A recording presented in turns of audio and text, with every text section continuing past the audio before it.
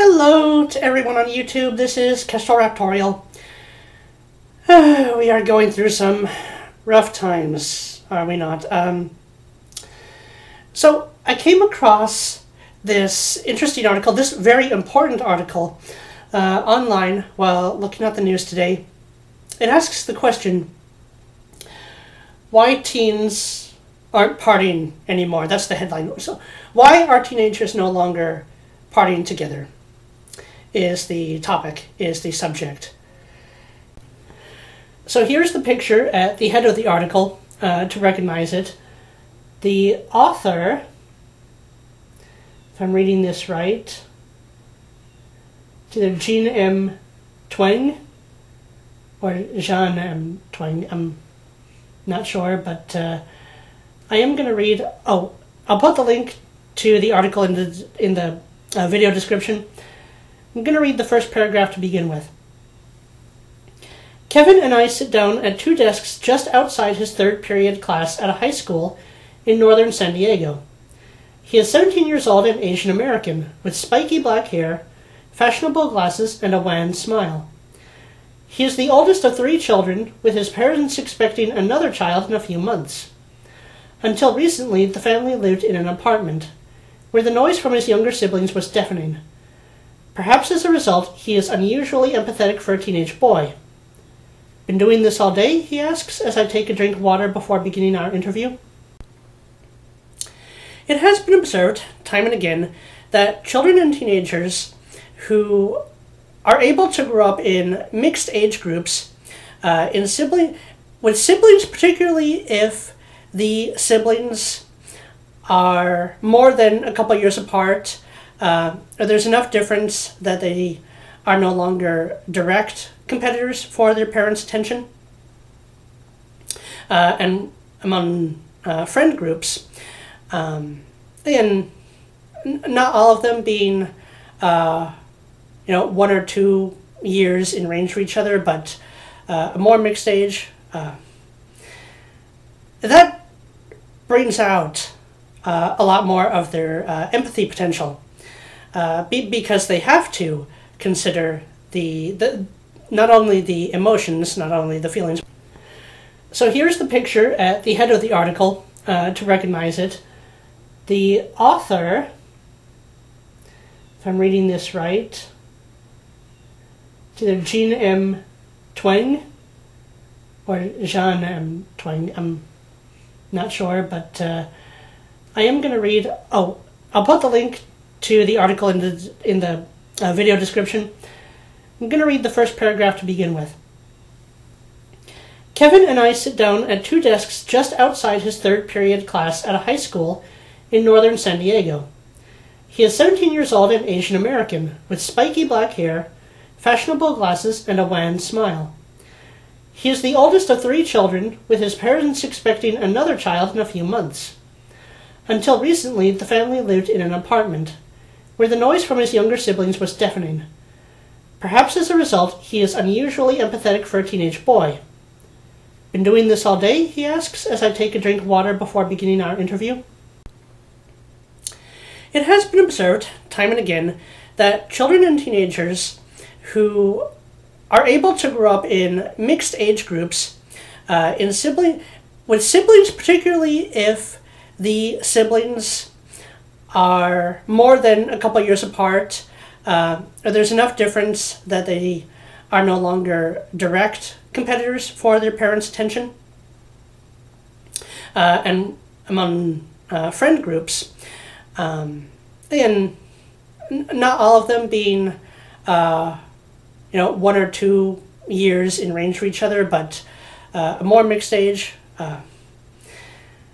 that brings out a lot more of their empathy potential, because they have to consider not only the emotions, not only the feelings, but the needs and developments of the other children and where they are and how to help them.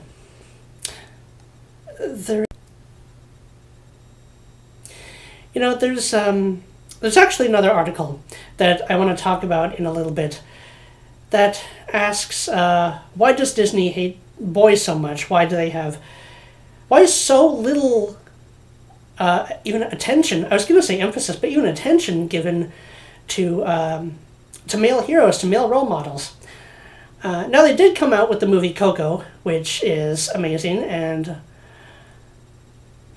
was wonderful in doing this. I have a video talking about my perspective on that. It's breathtakingly beautiful, but it does also bring out quite a few things a lot of kids are struggling with in their family lives, no matter what culture they come from. I mean, it's about Mexico, but it's easily applicable because it, doesn't vary a huge amount from culture to culture, or if it does, the general types of problems can be put into similar categories. And a lot of the millennials grew up in the mid to late 90s. Some of them were teenagers in the early 2000s. Others a bit younger, others a bit older. And in the very early 2000s, there did seem to be a huge promising future of more advanced, more open, more free entertainment, playtime, or I guess, what's the word? Mediums of play, I guess, with the emergence of the internet, a few years later with the emergence of social media. Now it seems like everything's being used against everyone else. And that is not good for a future. It is extremely destructive. And this article will actually get into that. As for the Disney and boys role models and the frustrations boys have with the lack of, I have that article in print. I will get to it at another day, hopefully soon, now that I've mentioned it. So, okay, this article. I'm not going to read everything, but I am going to point out some of the keys.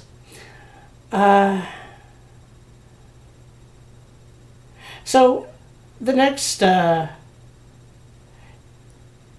paragraphs is a quote from this boy the author was interviewing. It says, "I feel like we don't party as much. People stay in more often. My generation lost interest in socializing in person. They don't have physical get-togethers. They just text each other. They can just stay at home." Well,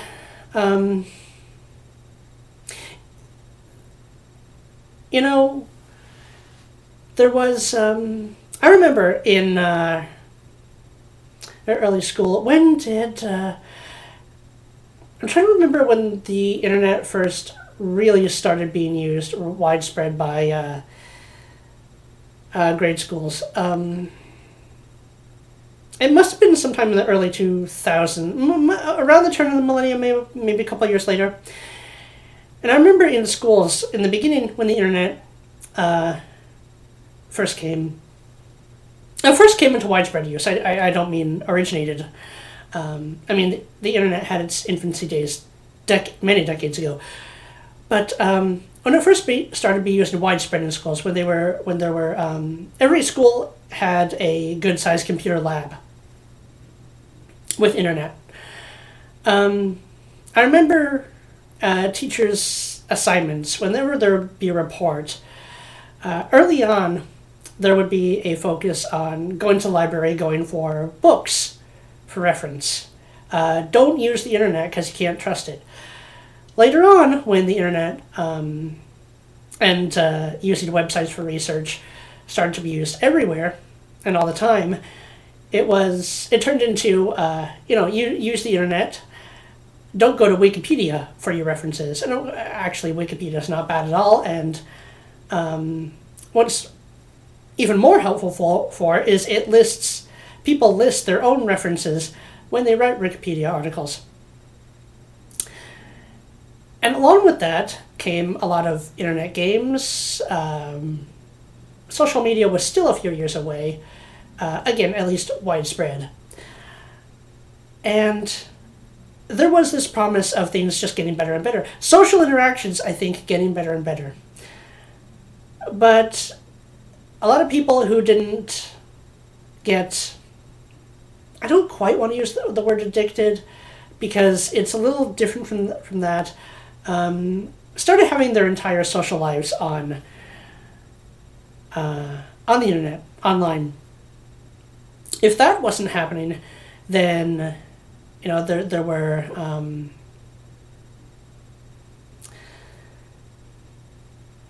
there was the danger of people using the internet to attack each other, and the stories of leftists, basically using social media to ruin the lives of anyone who so much as smells conservative, which is extremely destructive. What's going on is that it's now being used more and more against people as a weapon, as a way to control them, as a way of, if they disagree with the person enough, they will have they will rally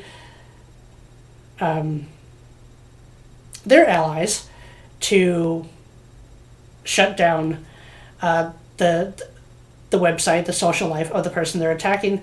That is extremely destructive. And now, wherever you go, just seems less and less safe, more and more controlled, more and more over-structured. My younger brother is actually having a lot of trouble with this in his school right now, and I try to talk to him when I can. It's difficult for many, many, many reasons. The promise has not been lived up to. The promise is destroyed. And with the world becoming as it is, there's just fewer and fewer places to go. Not always physically, but virtually. Virtually anywhere, so to say. Okay. So going back to the quote, my computer's giving me a bit of trouble, but hold on. Let's see. Kevin is onto something. For example, iGen teens, those who were born in 1995 and later. Don't we still call us millennials? iGen, I guess it means internet generation. Actually, never heard that term before. iGen. InGen from Jurassic Park is a little different, but good. Dinosaur nerd, I have to make those references. Bear with me. So those who were born in 1995 and later grew up with cell phones, had an Instagram page before they started high school. Well, everyone but me. I don't do that much online, besides make videos for everyone. And do not remember a time before the internet, spend less time at parties than any previous generation. The trends are similar for college students, who are asked how many hours a week they spend at parties during the senior year in high school. In 2016, they said 2 hours a week. Only a third of the time Gen X students spent at parties in 1987. The decline in partying is not due to, I almost said IGen again, iGeners studying more. Homework time is the same or lower. By the way, bullshit. Homework is being increasingly piled and piled and piled on students. And remember when I said about my younger brother having trouble with things being overstructured, there being very few places to go? The classes, not just the classes, but the school itself has literally told the kids that you should not be focusing on anything in life except school-sanctioned activities. They've literally said this, and this is another reason I try to give alternatives and alternative perspectives to him. Talk it through that is ridiculous when I can. I just wish I did have more time. There's no way you can be yourself. You can even learn to be yourself in an environment that does that.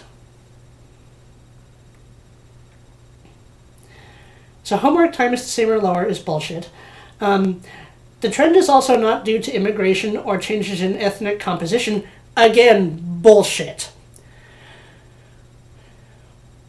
What is happening is, it's kind of an unfortunate, but it's a reality. With this forced diversity, as cities and neighborhoods are becoming more and more forced diverse, the thing about humans is that we really are a very tribal species, and I'm actually sure this was the case for human ancestors and relatives of human ancestors as well. They really do like to stick to their own groups. They have preferences within their own kind, within their own family.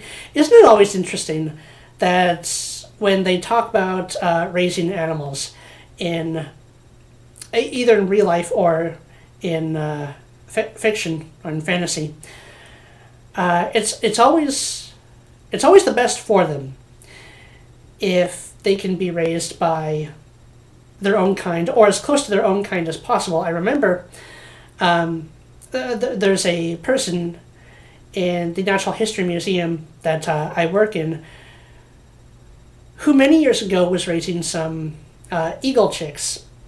What they do these days when they raise eagle chicks is they have this they have this eagle puppet where they're literally simulating an adult eagle feeding the chicks, because that is what they would have in the natural world that is best for them. Because if they're too hand-raised by humans, they literally don't learn how to be eagles.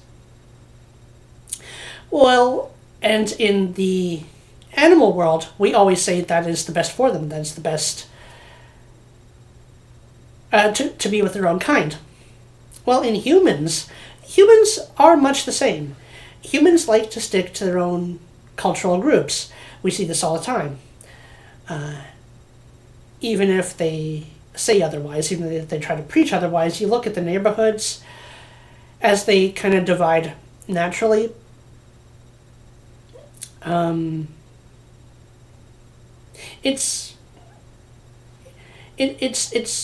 It is by race and it is by some culture that they like to prefer their own groups. It doesn't mean they are anti any other group. It's just what happens for actually very easily understood reasons, but when you're forced to go against that, it just raises everyone's stress level. That is not the natural instinct for us, and it is very hard to make the best of that, even when you try.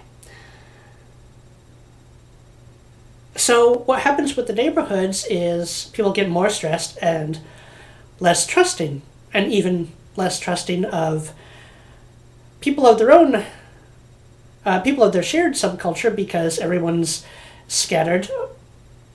I don't know. You have a lot less interaction. You don't know for sure where anyone stands, and especially today when everyone seems to be turn on a dime against people who so much as challenge their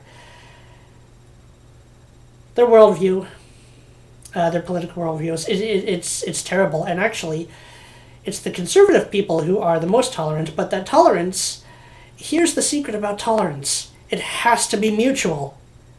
When it's forced, it doesn't work. When it's mutual, it can. When that changes, it doesn't always mean it will work, but it has a chance to, if it is mutual. Okay, let's see. Priya, a high school freshman, says she hasn't been to any parties and doesn't want to. that should be a red flag when a teenager doesn't want to go to parties. What's exactly going on varies greatly. But this is a stage in your life where you should be engaged in those things. If that is disrupted, either unwillingly or willingly, it should be a red flag. So they mentioned the movies of the 1980s. Now, in movies, what are teen and college-age parties always portrayed as? Wild, crazy, drunk, destroy the parents' house kind of things. That doesn't have to be the case.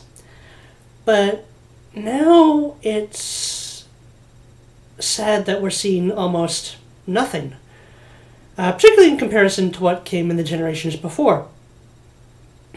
To what was going on among young people in the generations before.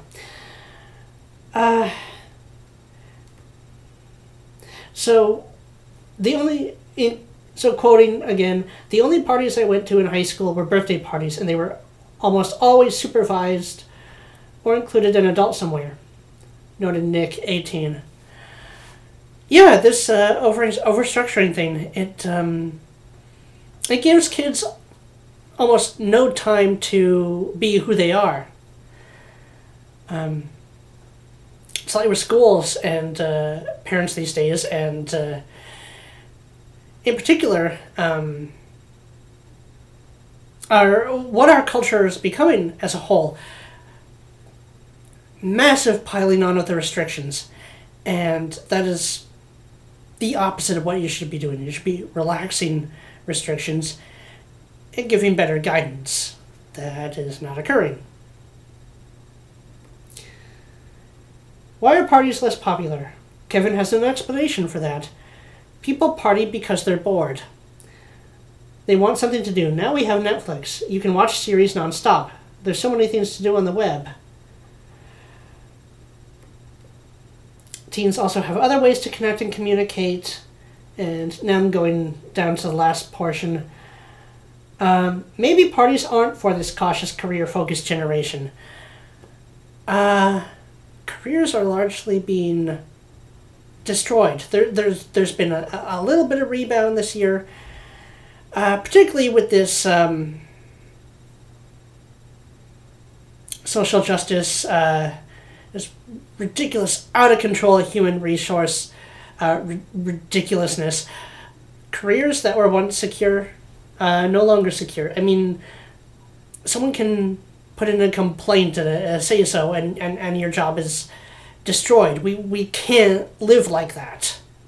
We've got to turn that around.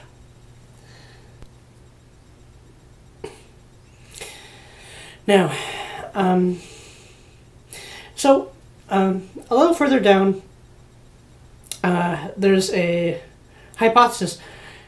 Article says, why are parties less popular? Kevin has an explanation for that. People party because they're bored. Now, I was recently rewatching a podcast that Stefan Molyneux uploaded a little less than a year ago. He is the philosopher on Freedom Main Radio, and I think it was uploaded on March 9th, 2017. It's called The Rise of the Daycare Generation, and it's a very interesting as well as very frightening video of it, but it's a very important one. And a little ways through, it talks about the need for play among children before the teenage and college age years, when they're young adults, and used to have a much smoother transition into adulthood in our history before we loaded them down with tests and grades and fear of the Human Resources Department, among other things. And one of the things about play, and about play in, again, the mixed age groups that he talks about, is, a lot of a lot of time for the kids to just go out and play. A lot of free time. A lot of free time with little else to do leads to boredom, but boredom leads to ideas and creativity and new ways to play and new ways to interact based on their own rules. This is what has been lost over the past couple generations. The Gen Xers, which were the generation before millennials, they got the beginnings of it. The millennials were hit really hard, and this new generation, I think this iGen, I think it includes the later millennials. I don't know if that's actually the name they're giving to the next generation. I thought it was Generation Y or something, but that's not. That's a little beside the point. Because now this loss of unstructured, particularly overstructured, and over limiting playtime has been almost completely lost now.